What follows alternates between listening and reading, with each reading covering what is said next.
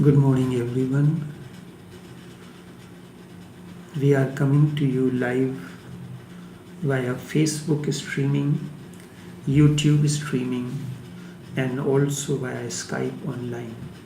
Each one of you is welcomed to this morning's live streaming. The Sufi parable, Master appears always the moment disciple is ready. This is the last streaming for the year 2018.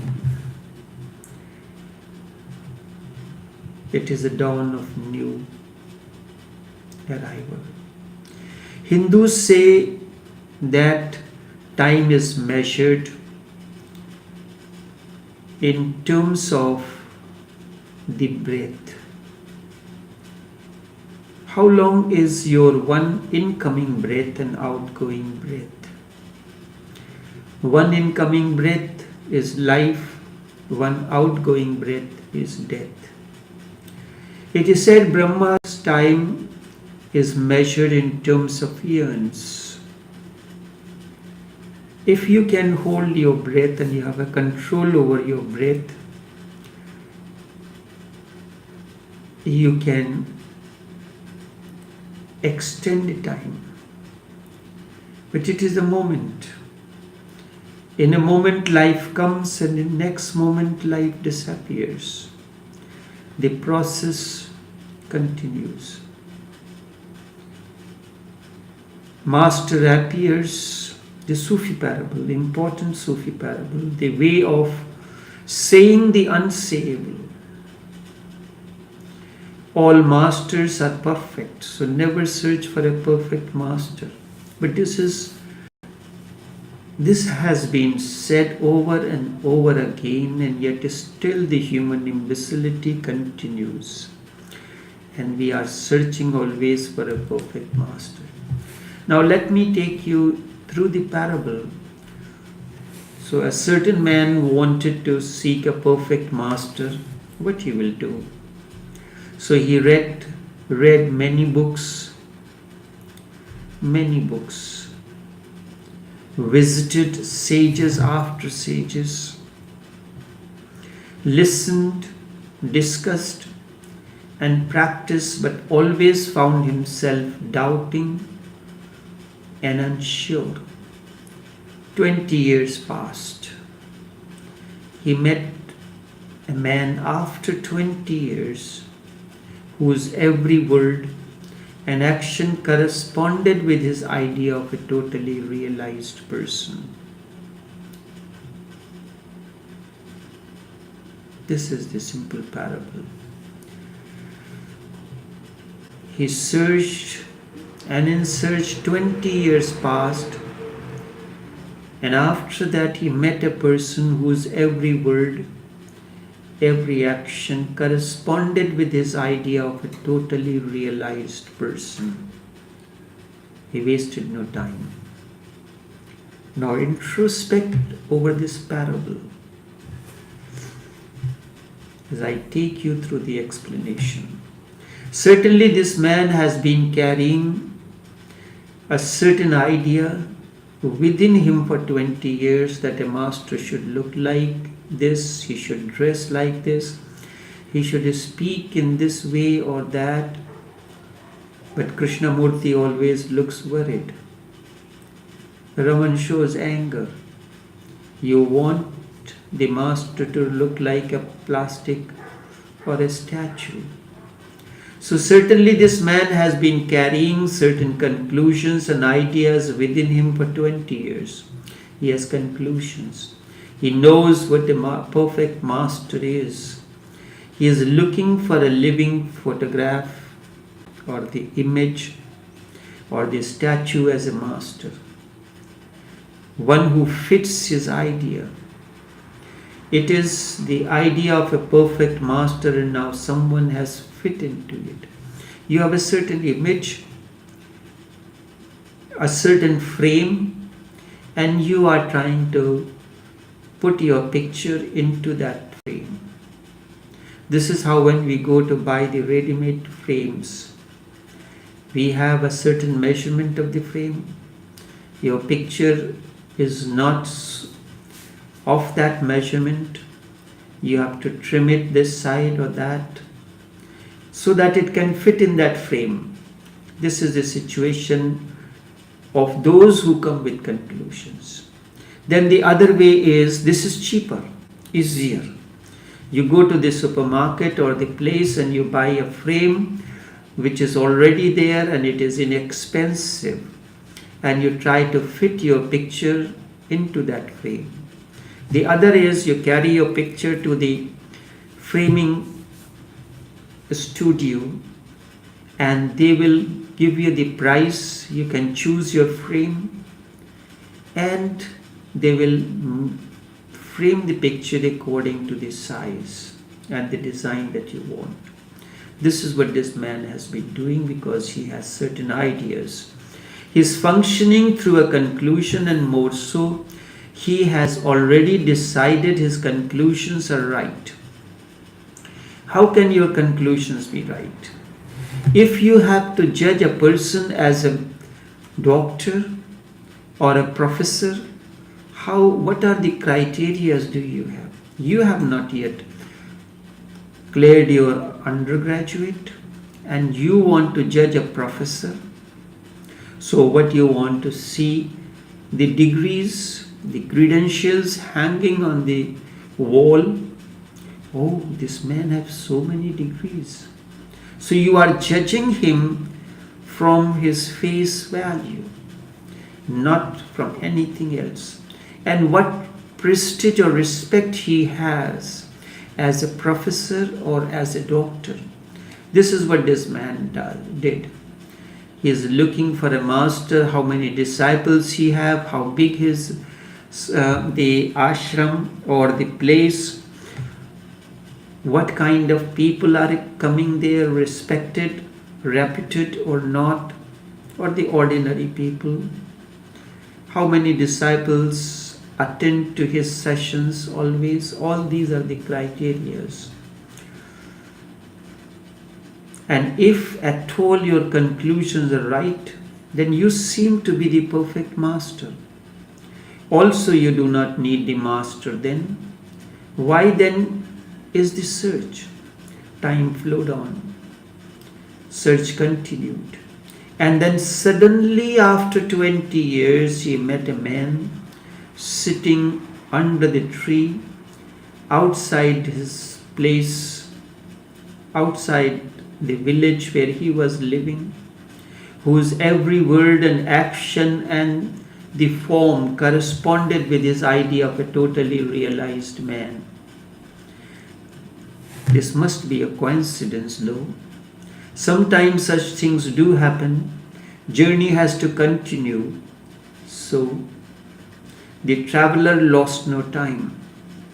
He has traveled far and wide in search of a perfect master, but he always felt himself doubting and unsure. He said, "You seem to me to be the perfect master. If you are, then my search is over. My journey is at the end."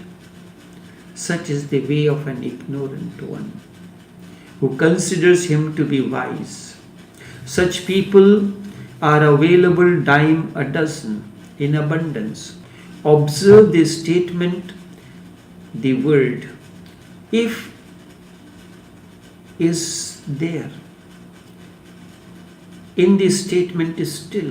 He is not sure. He still says if you are. He is not sure.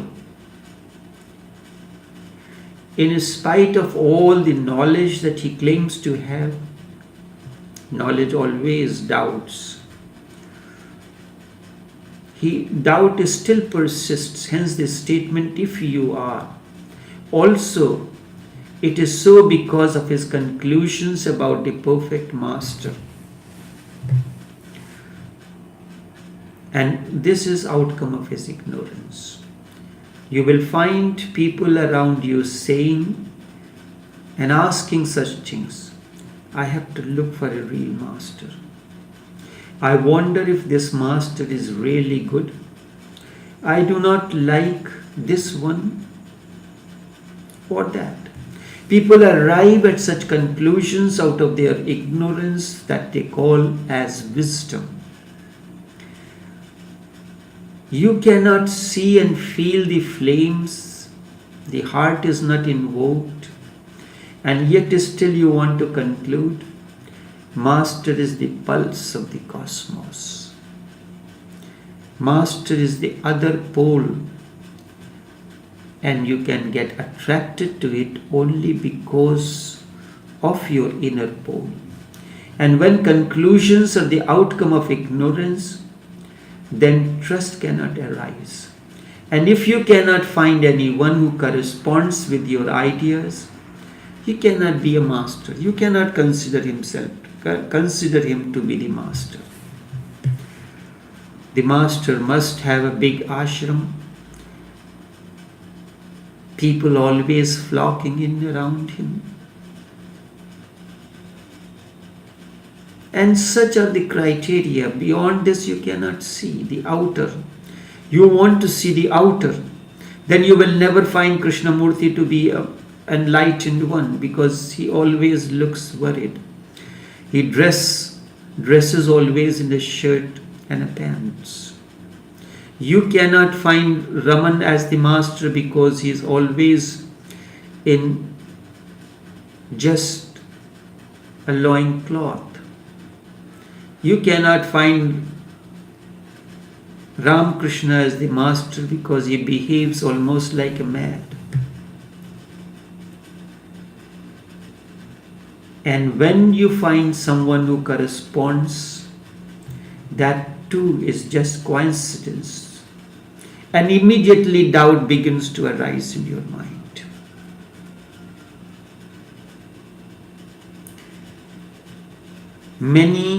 Maybe your idea is right, maybe it is wrong. That is why this statement is there, that if you are a perfect master, you seem to me to be the perfect master. If you are, my journey is almost complete and search is concluded. I am indeed. Watch, listen to the words that Master uses. I am indeed. I am described by that name. He does not say that I am. A man who is awakened, he will always hesitate. I am indeed. I am described by that name, responded the master. For a master, these are all names. Call him a Buddha.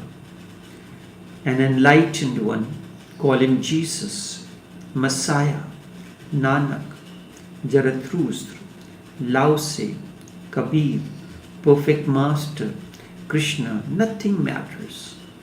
What matters really, the fragrance, the aura that surrounds him. The aura surrounds him. These are the just name for identification. Maybe these are needed for people. A Christian, for him, Messiah is important.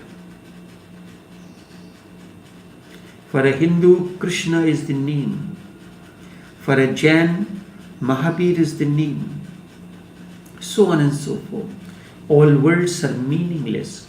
He has come to that silence where words do not exist. He has discovered the fragrance. The flower has blossomed. You must be familiar. You must be a gardener, familiar with the fragrance. You know the fragrance of a rose flower. You know the appearance of a rose flower. You can identify a rose flower with a marigold or a chrysanthemum or orchid. Master is the fragrance of inner flowering. It is a state of awakening. It is not a person. So never ask who is a master, that is ignorance. Ask what is a master. When you ask who is a master, you go into philosophy. When you ask what is a master, then you enter into a methodology, the tariqa, the Sufi tariqa.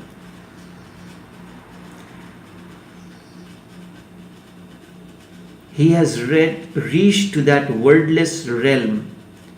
The silence he has reached. The fragrance is overflowing. The cup is full. Compassion is overflowing. A realm where orchestra is mute and yet is still a joyous melody overflows. The orchestra is mute and yet is still a joyous melody overflows. एक बार जो तूने पुकारा था मुझे, एक बार जो तूने पुकारा था मुझे, ताज़ीस्त मेरे मन में बजती रही शहनाई, ताज़ीस्त मेरे मन में बजती रही शहनाई. Once you have called me lovingly,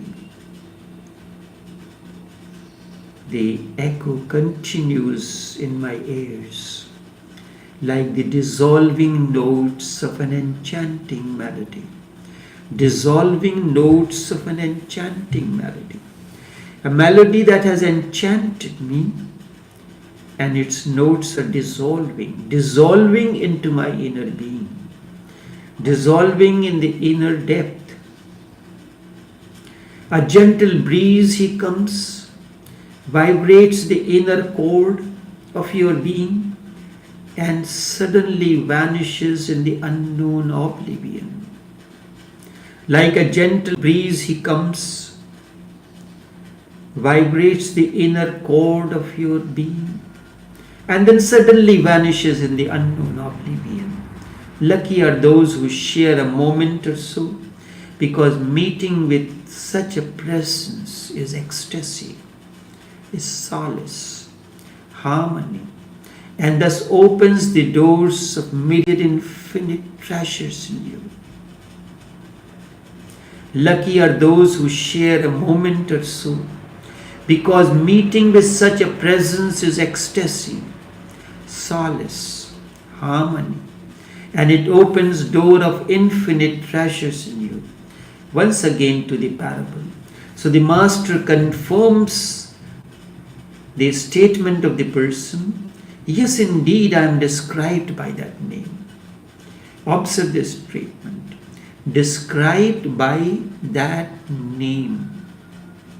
No name encompasses the innerness. Names are only for identification. I am known by this name. And you will have the experience. Sometimes your beloved calls you by a different name depending on the emotions that is flowing in her at that moment. If she wants to get something done out of you, she uses a different name. So once somebody asked Mullah Nasruddin, how does your beloved calls you? He said, sometimes she calls me love, sometimes she calls me honey, sometimes she calls me lover boy, and sometimes, what? Sometimes she calls me a shit man. Depending on the emotions overflowing at the moment of thought expression, the master says, I am described by that name. He does not say I am or I am not. He only says people describe me by that name. As I said, at the moment of thought expression, someone will say, Meera addresses Krishna in one way, Radha addresses Krishna in another way, and many other devotees of Krishna describe him, address him by different names. However, that man is not disciple yet, because he is operating out of his conclusions. One should seek and ask how to be a disciple instead of asking about the master. One should search for the disciple in him. Is there corresponding pole in you? When electric current is to be brought into your house, the earth has to be there, is the inner element. And when the positive currents from outside, master is the positive currents that is coming in your inner system. And if there is no corresponding pole, that is readiness as a disciple is the negative pole inside you. This is the first step. And when the disciple is ready, the master appears. This is the Sufi parable. This is the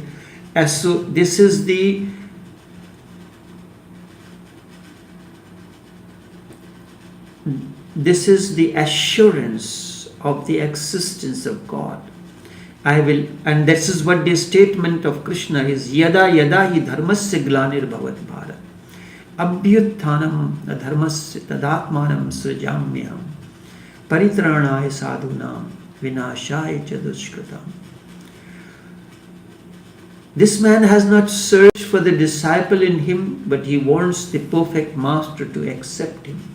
That when the person said, you seem to me to be the perfect master, if you are, then accept me as your disciple.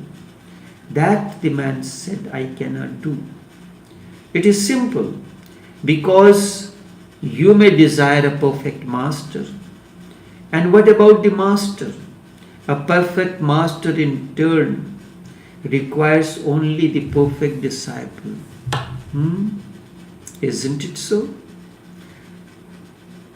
20 years search wasted in a flash. 20 years, enough energy but no result. Because the whole search was wrong. When the first step is wrong, how can the final step be right?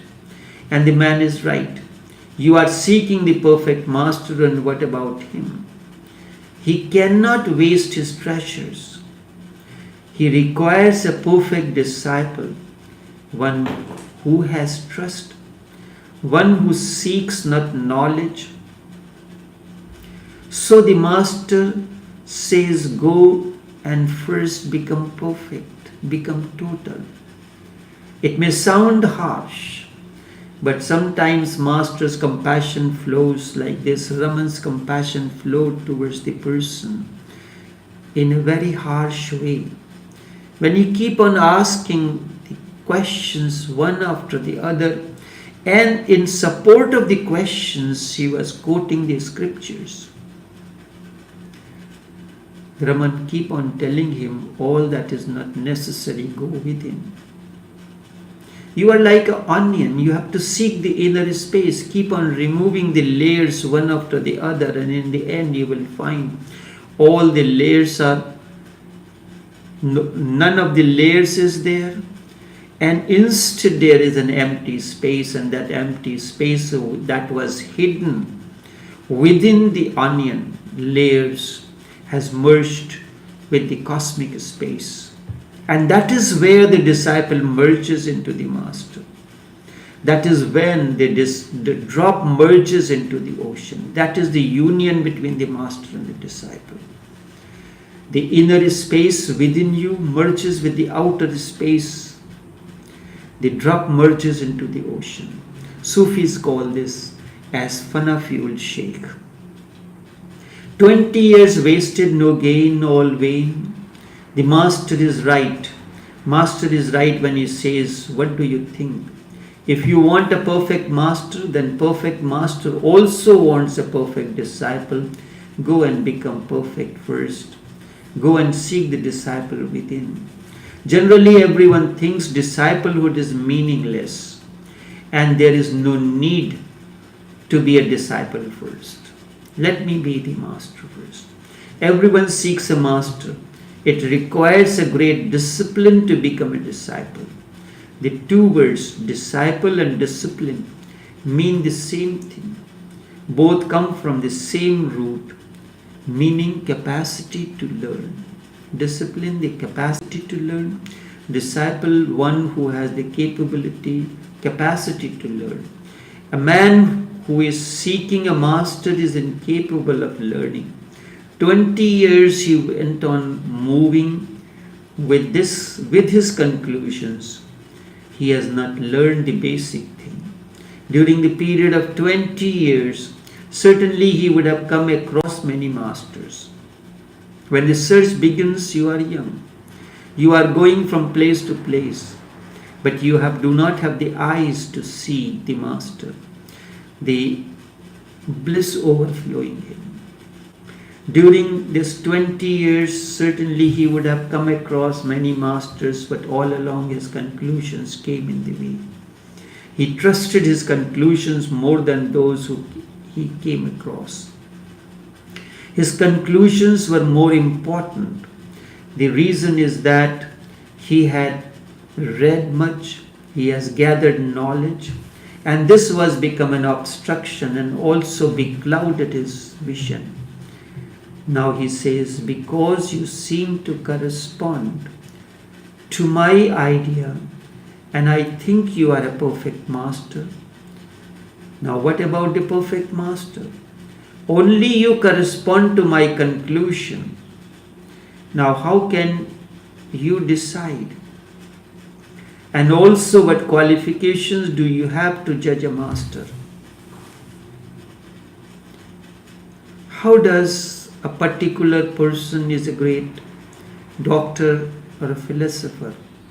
You look at his degrees, credentials, you look at the job where he is working, the salary that he is drawing, and he says, this, and this is what you use to decide that this man is a great doctor. Remember, also what qualifications do you have to judge a master? When someone writes his thesis as a medical student or PhD student, he does not decide whether the thesis is original or not. He has to go someone who has reached in that status higher than him. That is where we have the external examiners. There is a local examiner who guides you through this thesis, and then external examiner who comes to examine your thesis. Only he can do, not a student. And remember, two masters do not judge one another. Each master has a role to perform. The existence wants master to work at different levels. Look at the education system. Education system, there is a master who teaches science at the primary school. Then this word science is divided into many branches: physics, chemistry, biochemistry, this and that, botany, zoology, this and all that. Then it goes on and on. So the person, the teacher who taught you at the primary school is not irrelevant.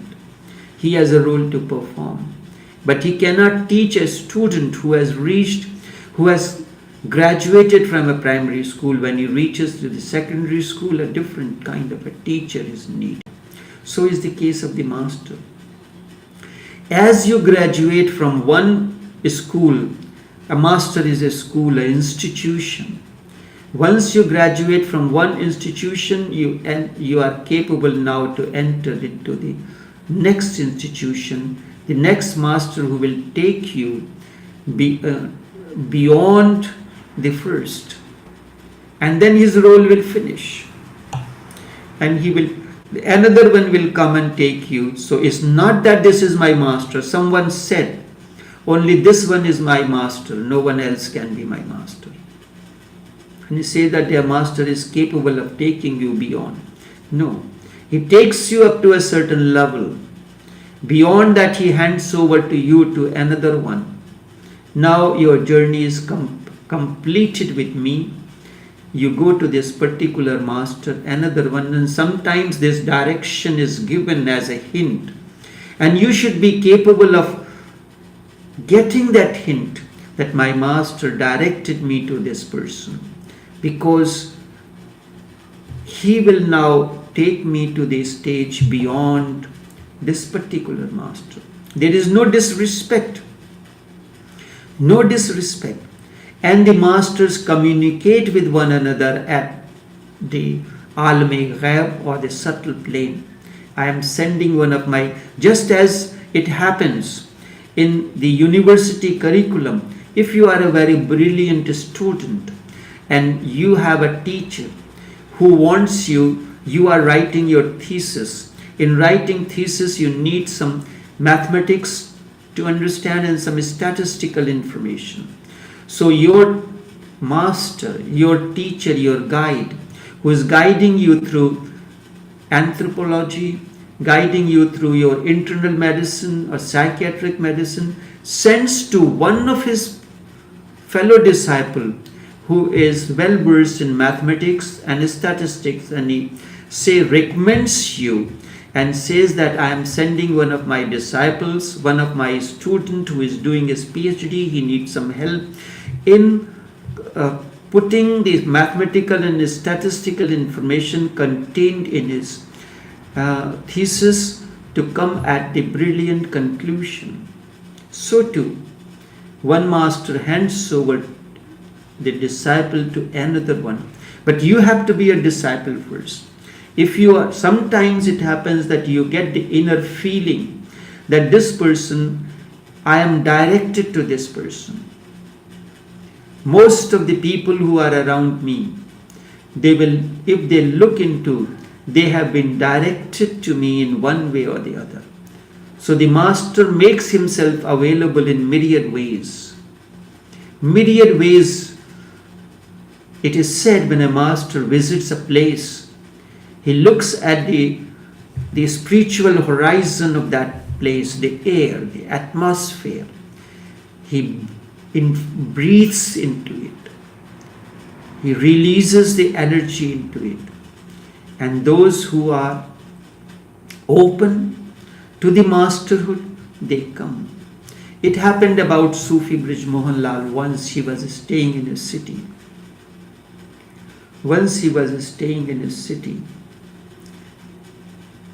And it happened, there was another person. He has been there for 3 days. Third day, a knock was heard at the door, and Sufi Brij Mohan Lal addressed to one of the attendants, go and open the door. This particular person has come in. When he met, the person said, Sheikh, I was getting the fragrance of an awakened boy. I was feeling a great smell that was coming up from one direction, but my intuition was not strong enough. I did not have the ways system in my consciousness to pinpoint from where, from which house this fragrance is coming from. That is why it took me 3 days to search my intuition, my ways. Intuition is your, in modern terminology, ways system, ways, the Google Maps system. Once you logged into, it will give you the direction. And there was a communion already because Brij Mohan Lal has invited him because he was waiting for him. Such is the meeting between a disciple, and you will find the moment you are directed by your master, current master, to another master, immediately, without any fail, without any doubt, you will find an instant affinity with the new person where your master has sent you. It always happens. You have to be open to feel this. And the moment this happens to you, there is a progress. And remember, two masters do not judge one another. They have a role to perform. They respect one another. They direct their disciples to the other. You may be looking at this life. In this life, you are born as a Muslim or a Christian. But that doesn't mean that you have not been born in another faith in the past life, and the things were left incomplete. You have to complete that in order to attain to totality. So the master sometimes directs you. It happened that I was born and grew up in a Sufi family, born in a Hindu family as far as the outer religion is concerned, but born and grew up in a Hindu family, in a Sufi family. One day there was a meditation session, and in the meditation session, during the session, I felt a strong vibration that the master is saying that you should go and study the Hindu scriptures. As I come out of the meditation, there was another fellow disciple, and he said to me, across the street is one of the disciples of a master who is well versed in Hindu scriptures. You should visit him. The things are well planned. It's like you have your the ticket, your whole journey is planned. You have been given the boarding passes. You have been given the terminals, that on this terminal, from this terminal, you have to take this flight. And everything is planned. The existence wants master to work at different levels. And I went. Instantaneously a bond was established with that person. And that is still continues. After almost 20-25 years of staying in Trinidad, I happened to see him there. As soon as it happens, there was an instant connection. Then during one of the sessions when he was here, I always, as a matter of my respect, visited him once. But he was a secondary school teacher. Now I have finished my PhD, but I must have respect for that teacher, the person who helped me to graduate from that level. So I told him that one day I will prepare the meals for him, and he was happy. How can you be decisive? Do you know from where you have gathered all this information? From books or from discussions or from arguments? All these things are borrowed. In your ignorance, you have gathered all kind of nonsense. Generally, people gather information from books, and the fact is that you can read the books, but understanding is almost a different matter. The words are container, and the essence is within them. You must reach to the essence of those. You can read the books but not understand. Understanding is a different matter. Naturally, you understand only through your ignorance. You can read a book on anatomy. Can you understand? A doctor can read a book on economics because it is written in English. Can you understand? Each discipline has its own terminology, language, etc.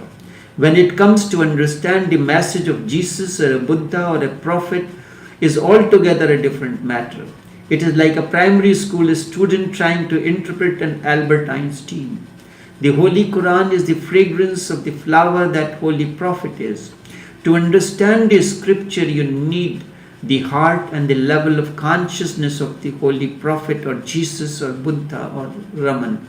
How can you understand the message of Holy Gita?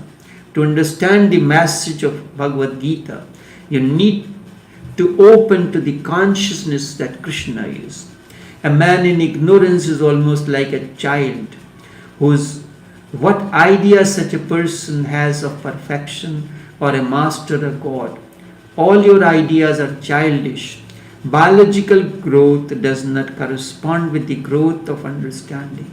Psychologists say men grows only biologically, while their mental capabilities do not grow beyond the age of 5.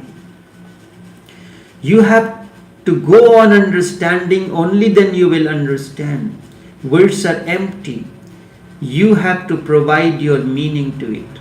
Words do not have any meaning. It all depends on what meaning you assign to them. You must have an experience of that.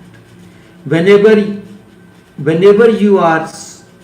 you see something or you read, you always give your meaning to it. It cannot be otherwise. All interpretations are yours. So people go on reading the books and the scriptures and continue to gather rubbish. When you quote a Bible or a Quran or a Bhagavad Gita, you are simply quoting yourself. And this always happens when a scripture is translated into another language. Much changes. It happened in case of Bible. Jesus spoke Aramaic language.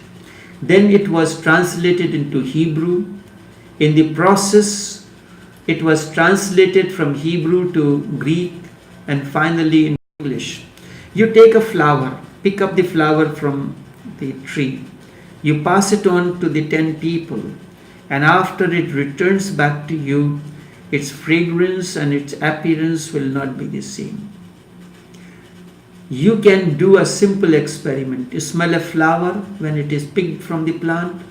Let this flower change hands and pass through 10 persons. You smell the flower when it reaches back to you. Its fragrance will certainly be not there. In the book of John 8:24, it reads, "Except ye believe that I am He, ye shall die in your sins." But here the word He is not found in the original manuscript at all. Earlier translators were in trouble by the absence of the object in the sentence, and they assumed something was missing in it. So they changed the statement, "Except ye believe that I am." This is the original statement, "Except ye believe that I am." This is the original statement, and the translators change it to then this statement appears. To him this statement appears incomplete. So the statement reads, "Except ye believe that I am He, I am God." Such is the immense beauty of the original statement and which is lost. Bible still reads the same. Jesus is simply saying, "I am." And this I amness is the very quality of God. The existence. God is saying, Jesus is not saying I am God. Because if you say I am God, then you have already accepted the duality that I am God. Then am only bridges the gap. Jesus says I am. He simply says, you call it God or call it by any other name, it does not matter. It is the two ways of saying the same thing. When Moses met God on the mountain top, he asked, "People will ask me about you. How can I say something about you?" He said, "Just go and tell them that God says, I am that I am." A beautiful statement, I am that I am. This is what the Hindu scriptures say, Tattvamasi Svetketu. I am that I am. A strange yet still a statement of the great significance. When Jesus or Krishna speaks, they speak from their consciousness. He pours his consciousness into it, and when it reaches you, only empty containers reach you. No contents. His spirit is lost on the way. Then a priest or you try to give your meaning to it. All scriptures function as mirrors, wherein you can see your face. And remember, when a monkey looks into the mirror, he cannot see an angel as the reflection. So when you look into the mirror of scriptures, you only see your image. So what happened? This man read many books, listened to many learned people, discussed intricate matters and practice, but doubt remained lurking behind everything he did. The search continued for 20 years. He came across many, but none of them could satisfy him. Thus he remained empty, always doubting. And then one day he came across a man who fulfilled his idea. But when he was ready and asked the master to accept him as the disciple, this is what the master said: that I cannot do. I cannot accept you as a disciple, cause you may be seeking for a perfect master, and he in turn requires only the perfect disciple. Master is inquiring, had you prepared yourself to be a disciple? All these years you came across me many a times. Master is only one. Existence is the master. God is the master. All the masters, be it Krishna, be it Zarathustra, be it Krishnamurti, be it Osho or Raman or Sheikh Nazim or anyone, they are the mirrors reflecting the quality of God, reflecting the ultimate master. You come across me many a times, but you missed each time, and once again you have missed. Such is the Sufi approach to have communion with the master. First seek the disciple. Remember, master appears when the disciple is ready. Master appears when the disciple is ready. Only this much for this morning. Until we meet again, take care and do have a pleasant day.